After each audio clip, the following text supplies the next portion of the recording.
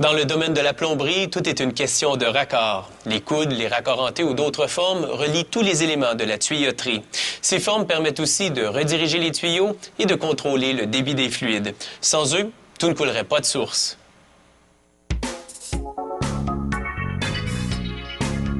Avec toutes les formes et les tailles de raccords maintenant disponibles, pratiquement toutes les configurations de tuyauterie sont possibles. La fabrication de ces pièces commence avec des feuilles de cuivre. Ce cuivre a été raffiné jusqu'à un degré de pureté de 99,99%. Les feuilles sont insérées dans un four chauffé à un peu plus de 1000 degrés Celsius. Le cuivre fond en une sorte de soupe bouillante qui est acheminée à un deuxième four. Celui-ci contient des moules cylindriques qui siphonnent le cuivre liquide vers le haut et le refroidissent tout en le transformant en tiges de cuivre solides. Ces tiges sont suffisamment souples pour passer entre des rouleaux tandis qu'elles se dirigent vers une grosse broche. Elles s'enroulent autour de la broche pour former d'énormes bobines en attendant la prochaine étape.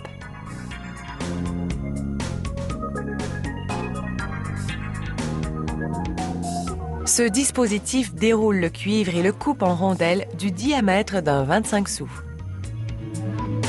Chacune de ces rondelles deviendra un raccord de tuyauterie. Cet outil pousse la rondelle de cuivre dans une matrice cylindrique qui la transforme en un tube. En un seul mouvement, une petite rondelle de cuivre devient un raccord beaucoup plus long dont l'une des extrémités est bouchée pour l'instant. Le cuivre a été refaçonné aussi facilement que du mastic. Au poste suivant, un dispositif plie le tube autour de forme pour en faire un coude.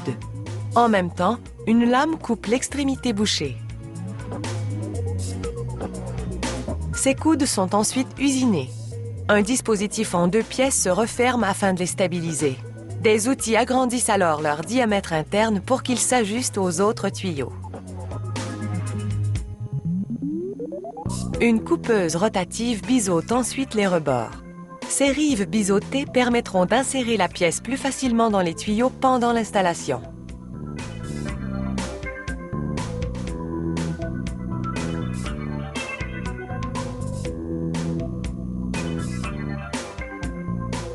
Au four suivant, les ouvriers travaillent à un projet à grande échelle.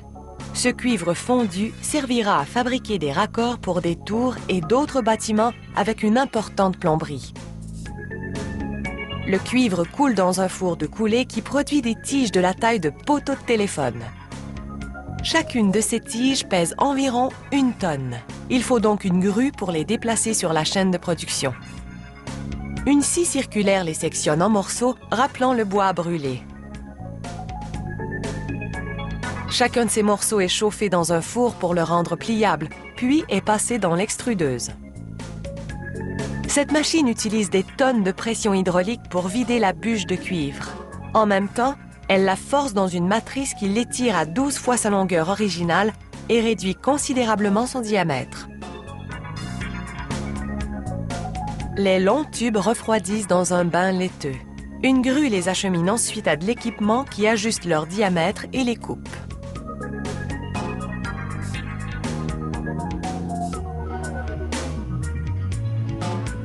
De l'eau coule maintenant sur les plus petits bouts de tuyaux encastrés dans un moule. Des outils s'insèrent dans les tubes pour forcer l'eau en direction verticale. La seule pression de l'eau refaçonne le tube en T, tandis que le moule détermine ses contours. Les raccords en T servent à combiner ou à diviser le débit d'un fluide dans la plomberie. La presse à galber à l'eau effectue le travail sans aucune soudure.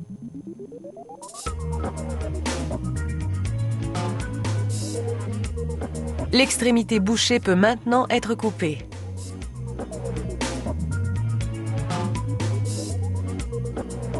Les 3 ouvertures sont usinées car elles doivent s'ajuster aux autres tuyaux. Ces raccords sont prêts à relier des tuyaux et d'autres pièces pour apporter beaucoup de commodité à notre vie quotidienne.